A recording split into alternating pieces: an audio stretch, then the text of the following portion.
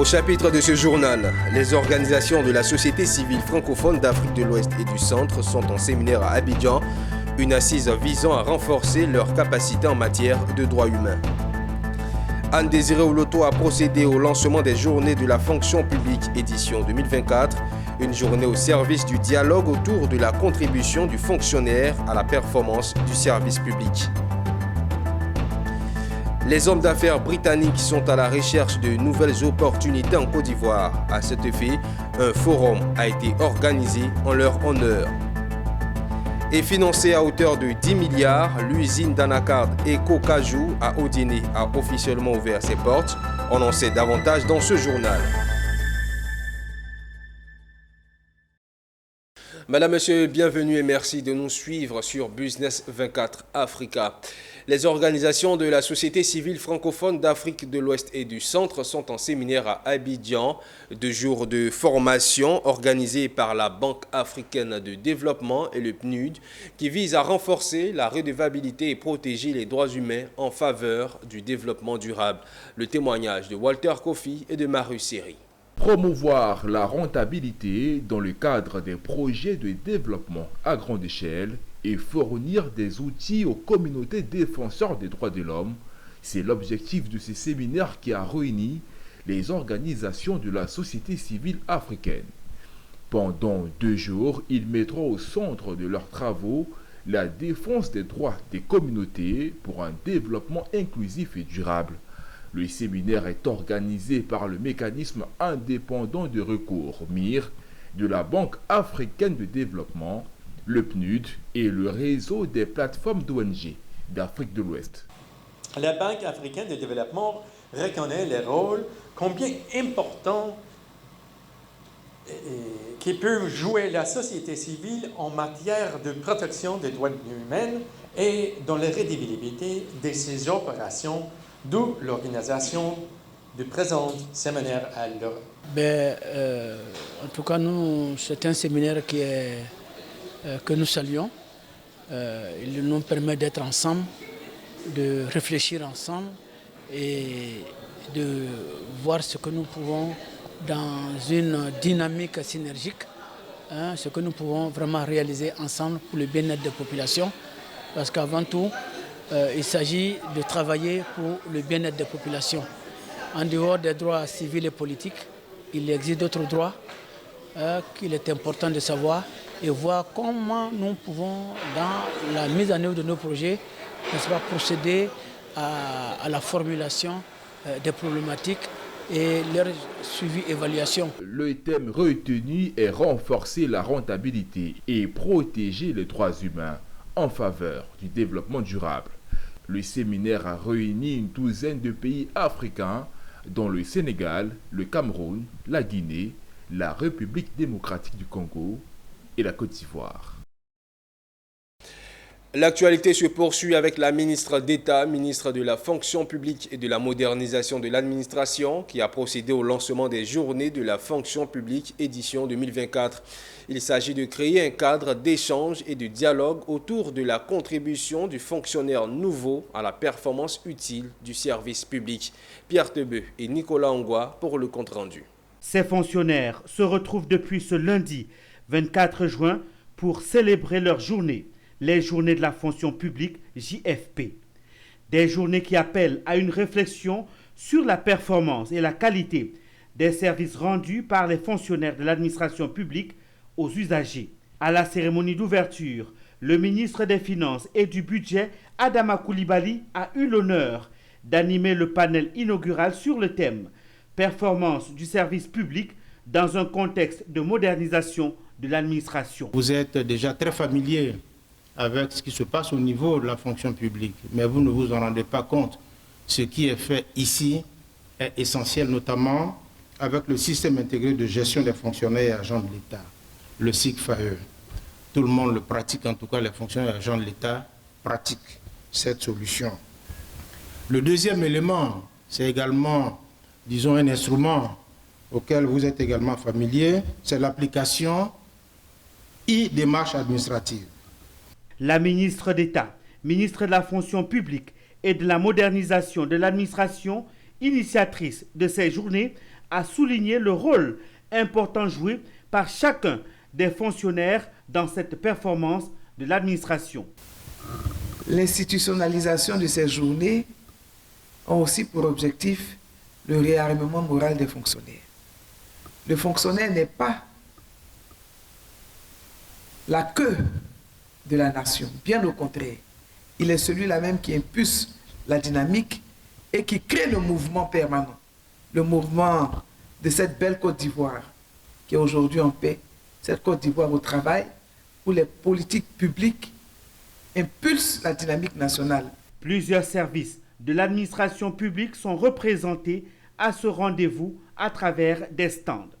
Les JFP 2024 refermeront ses portes le jeudi 27 juin 2024 avec la présentation de la CAN 2023 aux fonctionnaires de Côte d'Ivoire.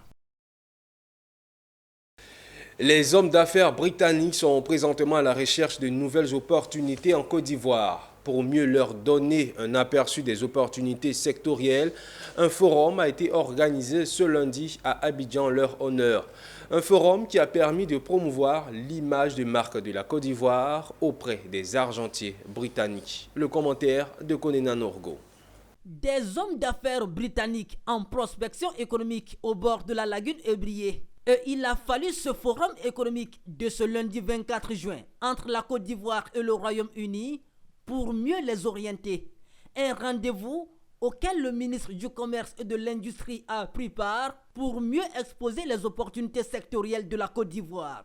Et le jeu en vaut la chandelle car les investissements britanniques approuvés via le Centre de promotion des investissements en Côte d'Ivoire ont plus que triplé en une décennie, passant de 219 milliards en 2012 à 714 milliards en 2022. Notre souhait, c'est que cela puisse s'amplifier pour qu'au cours des 5 prochaines années, ce volume soit au moins doublé parce que nous avons beaucoup d'opportunités, beaucoup de possibilités. Et nous nous sentons en fait un engouement des hommes d'affaires britanniques et puis également la régularité de ces trade missions qui sont lieux alternativement en Côte d'Ivoire et à Londres en fait. Donc ce qui permet en fait de maintenir cette dynamique-là. Voilà, c'est l'occasion pour moi de saluer et de féliciter les ambassadeurs des deux pays qui suivent également, la réalisation de ces missions commerciales. Durant ces 2 jours de forum, les hommes d'affaires britanniques composant cette mission de prospection économique vont ainsi appréhender l'environnement des affaires en Côte d'Ivoire, les secteurs prioritaires mais aussi porteurs et visiter des entreprises ivoiriennes. Ouvert ce lundi 24 juin à Abidjan, ce forum économique prendra fin le 25 juin 2024.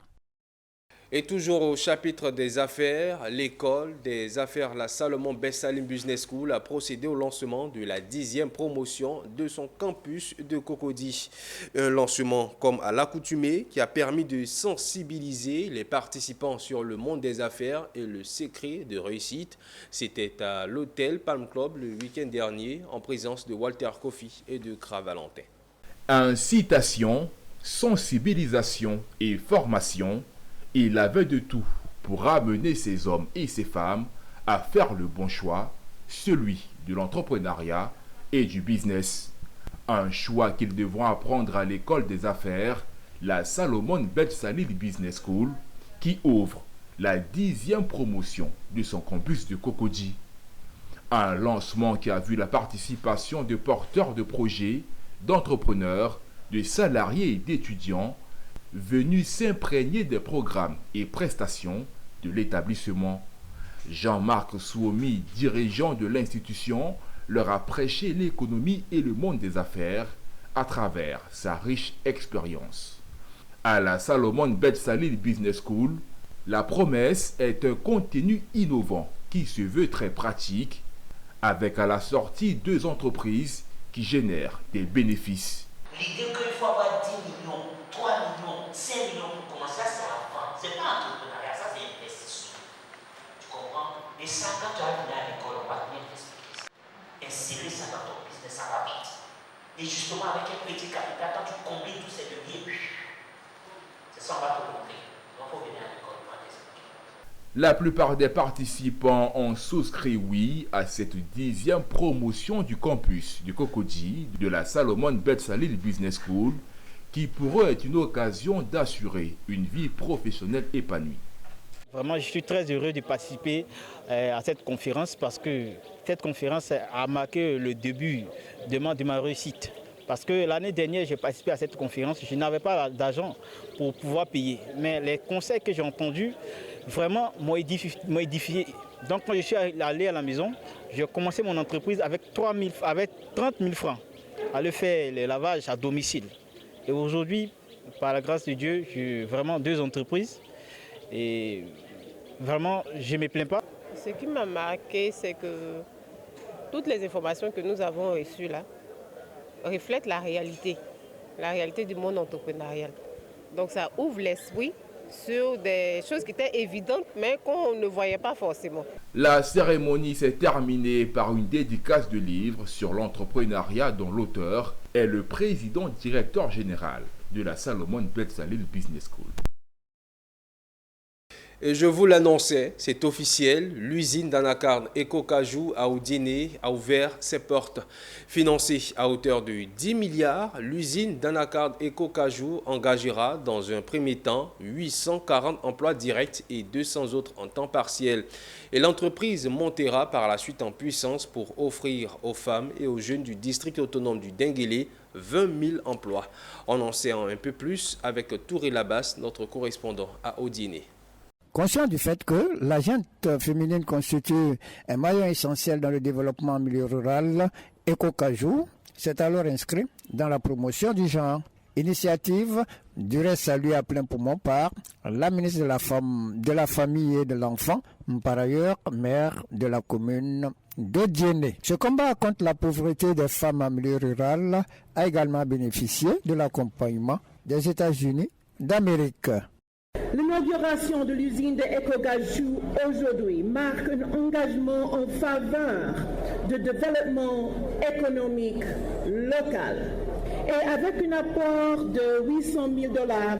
Et c'est une contribution du peuple américain. Et plus qu'une usine pour la transformation des noix de cajou. Accélérer la transformation structurelle de l'économie ivoirienne par l'industrialisation est l'ambition que s'est assignée le chef de l'État, a fait savoir le ministre du Commerce et de l'Industrie. Non, sans oublier de présenter le tableau synoptique de Ecocajou.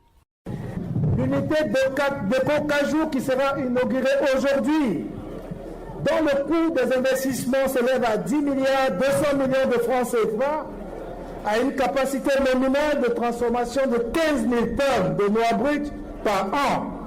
C'est une unité de belle facture équipée avec les technologies les plus récentes pour garantir une qualité de production optimale. En magnifiant le leadership du gouvernement ivoirien, leadership matérialisé par la signature de convention qui a permis à Ecocajou de bénéficier d'exonération des droits de douane et des taxes, le PDG du groupe Ecocajou a également magnifié le soutien fort remarquable des partenaires au développement. C'est avec à leur tête l'État de Côte d'Ivoire, avec le leadership déclaré du président de la République, son Excellence Alassane Ouattara, qui ne cesse de multiplier les programmes et actions tendant à favoriser l'investissement local et surtout hisser notre pays à un niveau considérable de transformation locale.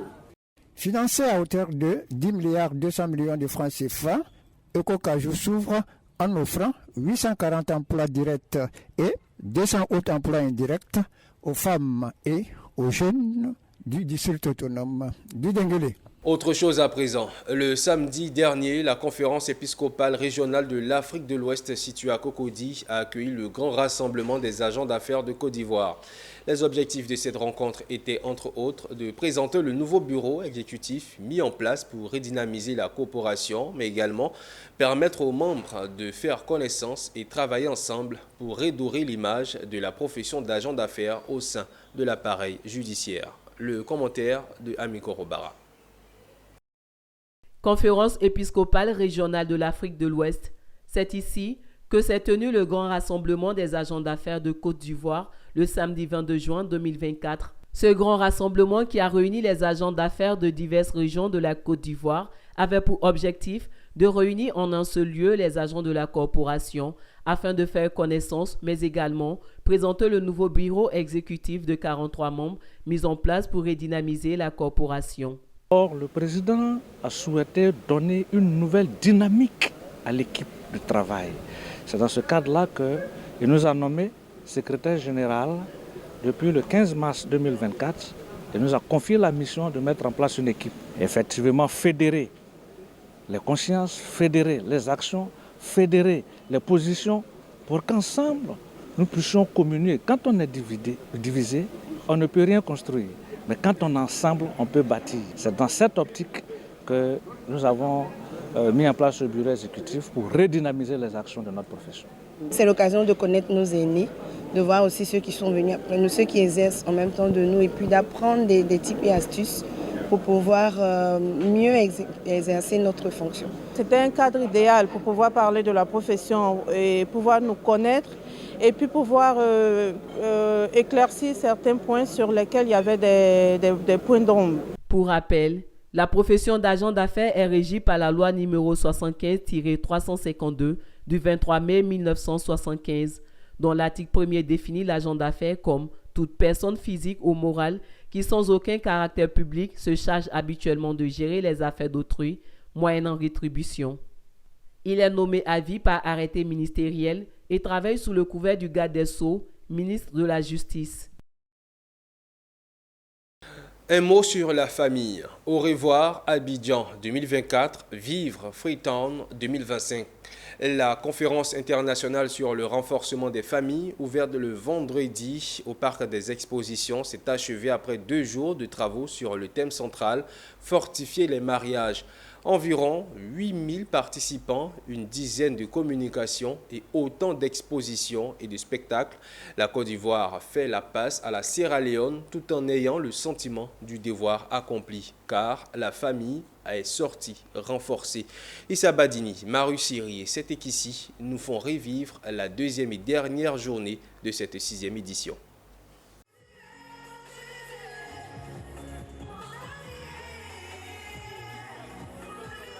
Elle a démarré en fanfare avec la Centre Moridia. Elle la referme avec un autre, KS Bloom. Avant ce spectacle de clôture, les 4920 participants ont eu droit à une journée riche en communication et d'enseignement sur le renforcement des familles.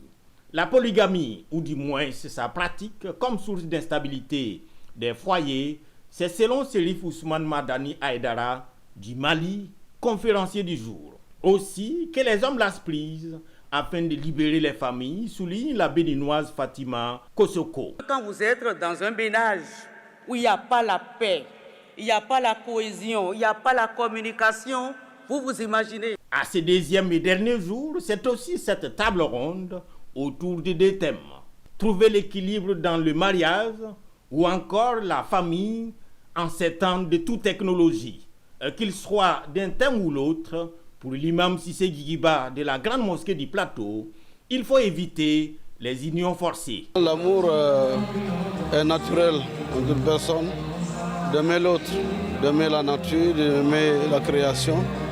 Et cet amour-là peut mourir par le langage, par le comportement, et par l'inattention, par ignorance. Et donc les valeurs qui permettent d'entretenir l'amour, il faut les utiliser. À l'église des Jésus-Christ des Saints des derniers jours, l'on est soulagé après la direction d'une conférence grand public. C'est un grand soulagement. Beaucoup d'efforts ont fait partie de cette organisation. Beaucoup de réunions ont été tenues. J'ai des membres d'équipe qui n'ont pratiquement pas dormi du tout pour faire ça. Et donc je leur suis beaucoup reconnaissant pour chacun, pour son temps qu'il a donné. Bye Bye Abidjan 2024 avec ses 7973 participants, sa dizaine de panels, les communications, ses expositions et aussi ses spectacles dans un centre d'exposition qui a tenu son rang. Vive Freetown qui prend le flambeau pour 2025 et qui promet Une édition spectaculaire.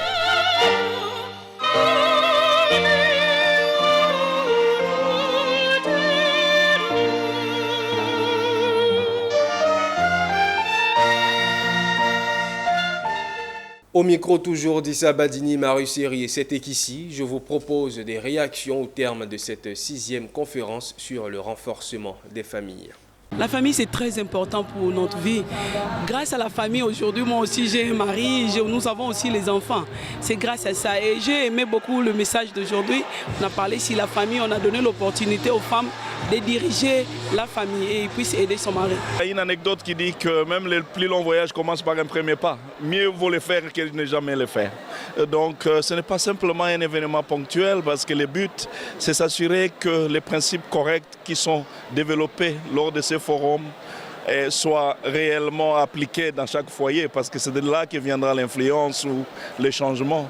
Et le but de tous ces enseignements et tout ce qui a été dit est de s'assurer que les familles sont heureuses. De belles choses peuvent être dites et si nous nous mettons en cœur, si nous disposons notre cœur à recevoir ce qui est en train d'être dit ici et si nous prenons la décision de les mettre en application, alors cette conférence aura un sens et cette conférence pourra servir pour beaucoup de choses dans notre quotidien. La communication, comme ils l'ont dit souvent je t'aime, les petits gestes, on fait des petites sorties.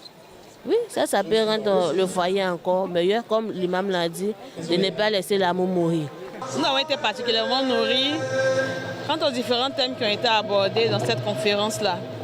Et nous allons, en rentrant en famille, essayer de faire le récap, le résumé de ce qui a été dit et pouvoir tirer véritablement les leçons et comment repartir de nouvelles bases. La mairie de Cocody a aussi sacrifié à la tradition. Une tradition à laquelle le maire Jean-Marc Yassé et ses collaborateurs se sont récemment consacrés pour honorer et magnifier la mer, source de vie.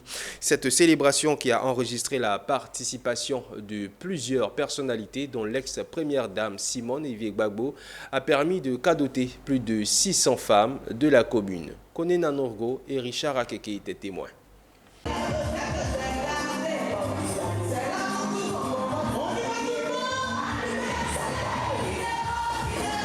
Rien ne vaut une mère, rien ne vaut également une célébration en grande pompe pour la magnifier. En plein mois de juin, le maire de Cocody, Jean-Marc Yassé, et la municipalité ont décidé de célébrer les maires de la commune en présence de personnalités diplomatiques, administratives et politiques, dont l'ex-première dame de Côte d'Ivoire, Simone Evier-Gbagbo. Une célébration lourde de sens au regard du rôle de la femme dans la vie. La mère est une école.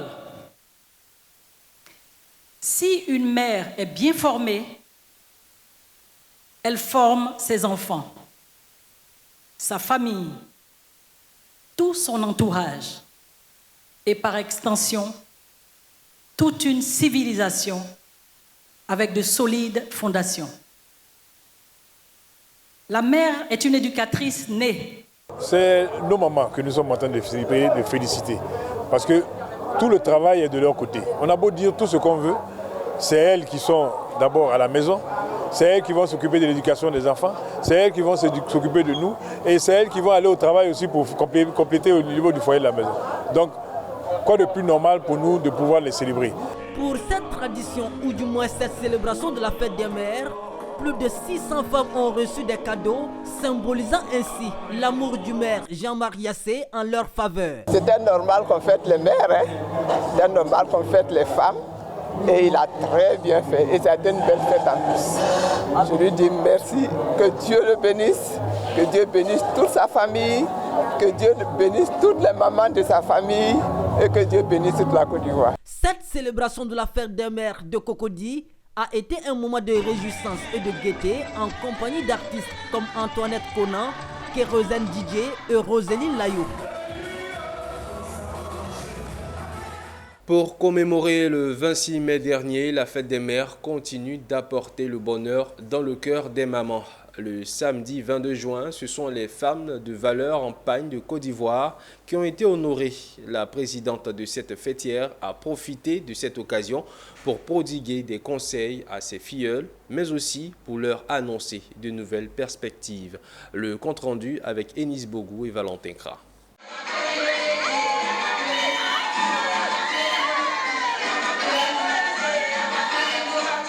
Samedi 22 juin, on retiendra qu'il y a eu fête des mères à la Bibliothèque nationale du Plateau. Des instants de réjouissance avec pour attraction fanfare, des compétitions de danse, imitation et chant. Une action à l'actif de la FEV Passy, entendez Femmes de valeur en pagne de Côte d'Ivoire. C'est une association qui fait la valorisation du pagne.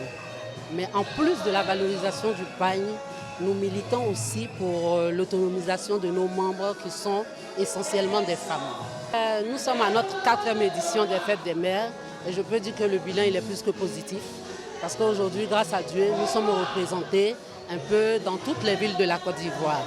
Donc je pourrais dire que le bilan il est positif. Les femmes répondent beaucoup à l'appel. Comme vous le constatez, hein, les femmes aiment beaucoup le pagne. La présidente de la section du plateau de la FEV Passy, Madame Loupoué Kadi, apprécie aussi l'initiative. Je veux vraiment dire merci à toutes les femmes qui se sont mises ensemble pour trouver ce réseau-là. Et d'emblée, en tant que président, je fais partie de cette association et je le dis haut et fort, je vais même payer ma cotisation, mais je vais, comme on appelle, payer mon adhésion. La représentante du maire de la commune du Plateau, Madame Undoumi Kwaku Cécile, a salué la tenue de cette activité. Les mères font toujours tout pour que les enfants, la famille soient épanouis. Et donc ce réseau-là va, d'ici quelque temps, ouvrir les portes pour permettre aux femmes de réaliser leurs rêves. Cette célébration des fêtes des mères du FEV Passy est à sa 4e édition et a constitué un moment qu'elle espère revivre chaque année.